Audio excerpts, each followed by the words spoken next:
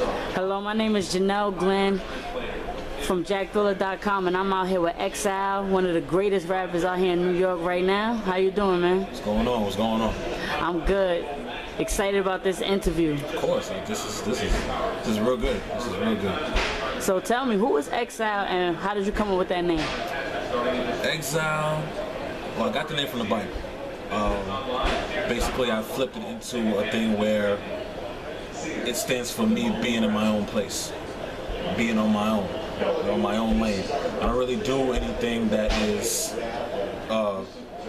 with anybody else. I don't really follow that type of schematics. I kind of build my own thing. X-YLE is the definition of ambition. I'm just hungry. I'm hungry, I'm knowledgeable, and I'm me. Wow, that's deep, because I didn't even expect you to say you got the name from the Bible. And I like how you describe yourself. It shows that you know who you are outside of just being an artist. No, and that's what's up. I mean, if you don't know who you are, then how can you be an artist? You're right. A lot of these artists are very insecure with themselves. Yes. They don't know who you are. I actually like your music. What inspired you to create an album like Thoughts of a New Yorker? The inspiration came from just the feeling, like, I live here. I can't rap about anything else but what I've experienced here in New York. You know what I mean? I'm sure when I get to travel and things like that, I'll get to talk about other places, but this, New York is my house. Hey, man, I really hear you and I agree. Let me ask you, because I was checking out your videos on YouTube. You got a new song called Promised Land. Right. What made you decide to shoot your video in a prison setting? Well, this is where it kind of gets misconstrued. Promised Land, it's supposed to look like an insane asylum, so it's not technically a prison setting. It's a metaphor for the entertainment life, the nightlife, the party life. When I say this club is like an asylum, you come in and follow me. I don't want to rescue you from this facade that is, the nightlife. It's meant to have fun, but at the same time meant to let you know that that's not what life is all about. So when I say Promised Land, I say there's more to not even just New York, there's more to the world in general than drinks every night, partying every night. I'm not saying there's anything wrong with that, but there's more to life than that. Let me show you something beyond that. How do you go about creating inspiring messages in your music when you are around so many different artists that have no type of lyrical content? Because I had nobody to really inspire me. Like, my favorite rapper is DMX. That's number one, because he made music to let you know that I really don't care. I can be mad one time, I can cry on another record, and it really doesn't matter to me because I'm gonna be me. So outside of music, I didn't have anybody to inspire me that way, as far as like you were saying, inspiring words. I was always off on my own. So with me being off on my own, that's the way I wrote. And it just so happens the way I write inspires other people because they're going through the same thing. So I said, okay, this could work. Do things that haven't been done for me. Right, so do you see your music inspiring other artists to create more lyrics like that, more messages in their music? I would hope so. I really hope so. I'm not out here to preach. I'm not a preacher. I'm not a hypocrite. I'm not the type to talk down to you or nothing like that.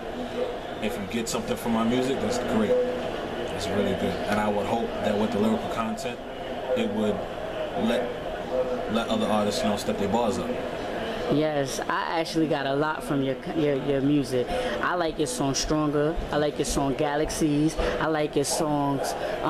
You had another song. The introduction was actually hot. Oh, great way to start off, and you had Eric Thomas on there. There's another one. It's number 2. I forget which one. Number 2 is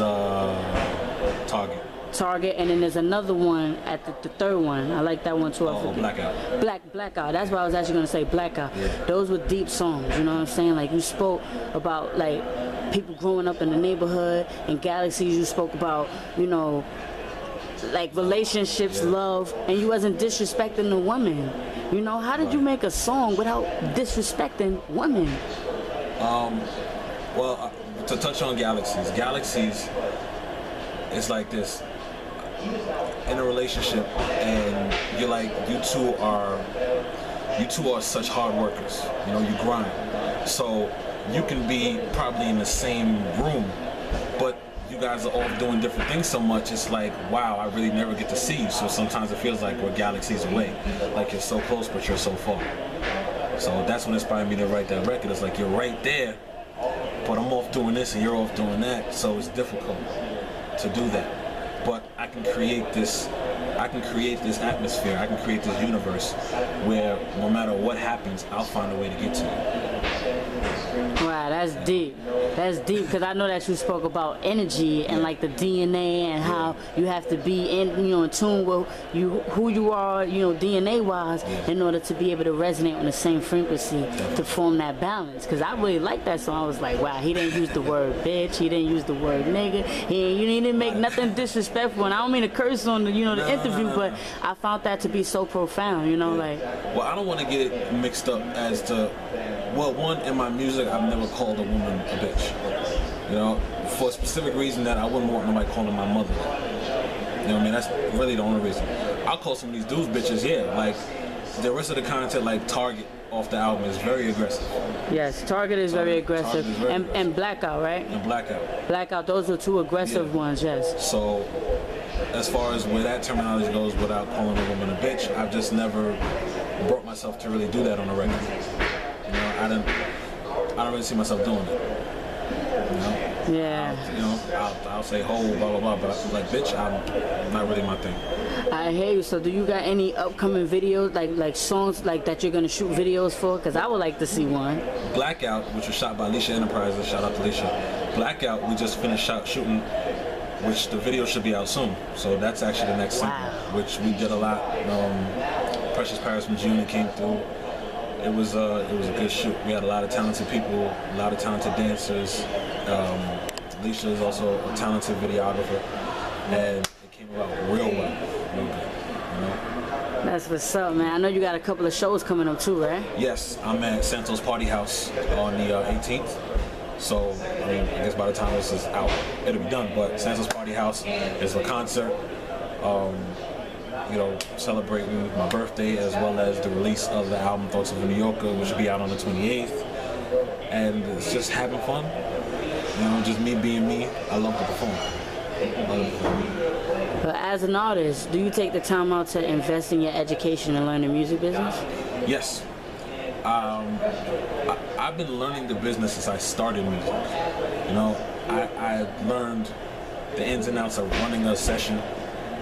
I've learned the in and outs of what it takes to write a song, a hit song, not just a regular song, a record.